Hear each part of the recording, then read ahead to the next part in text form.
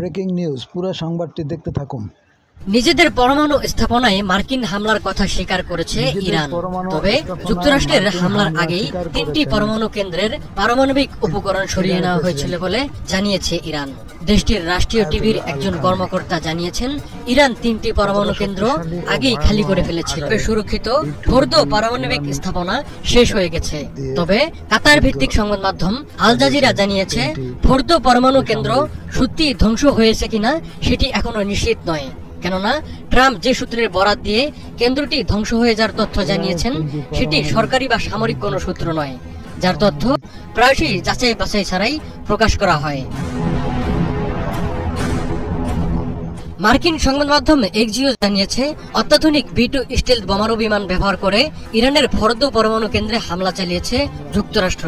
মাটির 262 ফুট গভীরে থাকা পরমাণু কেন্দ্রটিতে হামলা চালাতে 30,000 পাউন্ডের বাংকার বাস্টার বোমার প্রয়োজন ছিল। শুধুমাত্র B-2 বোমারু বিমানের ছোড়ার সক্ষমতা আছে। এর আগে ইরানের সর্বোচ্চ নেতা আয়াতুল্লাহ খামেনি বলেছিলেন, যুক্তরাষ্ট্র ইরান ইসরায়েল সংঘাতে জড়ালে তা হবে তাদের নিজেদের ক্ষতির কারণ। যুক্তরাষ্ট্র যে ক্ষতির মুখে পড়বে তা ইরানের যে কোনো ক্ষতির চেয়ে বহুগুণ বেশি হবে। এদিকে ইরানে যুক্তরাষ্ট্রের হামলা যুদ্ধের শুরু বলে উল্লেখ করেছে ইয়েমেন। পরমাণু বিমান থেকে 6টি বাংকার বাস্টার বোমা ফেলেছে আমেরিকা। তবে মার্কিন হামলায় ইরানের পরমাণু স্থাপনা ফোর্দো পুরোপুরি ধ্বংসের দাবি করেছেন প্রেসিডেন্ট ডোনাল্ড ট্রাম্প।